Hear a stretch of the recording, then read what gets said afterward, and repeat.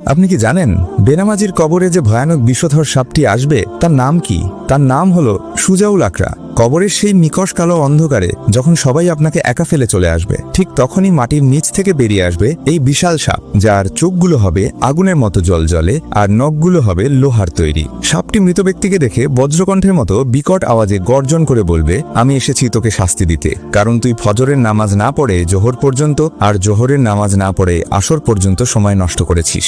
এরপর সাপটি তার লোহার নখ দিয়ে মৃতদেহকে এমনভাবে পেঁচিয়ে ধরবে যে শরীরের হাড়গোড় সব চূর্ণ বিচূর্ণ হয়ে যাবে। হাদিসের বর্ণনায় পাওয়া যায়, সেই সাপ একবার ছোবল মারলে তার বিষের তীব্র যন্ত্রণায় মৃতদেহ 70 হাত মাটির গভীরে ঢেবে যাবে। বেনামাজি ব্যক্তি যন্ত্রণায় চিৎকার করতে থাকবে, কিন্তু আফসোস, তার সেই আর্তনাদ দুনিয়ার কোনো মানুষ বা জিন শুনতে পাবে না। প্রিয় ভাই ও বোনেরা, দুনিয়ার সামান্য সাপের ভয় আমরা সহ্য করতে পারি না, তাহলে কবরের সেই ভয়ানক সুজাউল আকরার ছোবল কিভাবে সহ্য করব?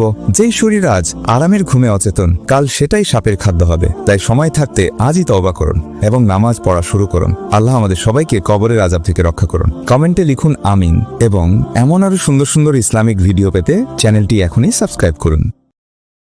Download ShareChat.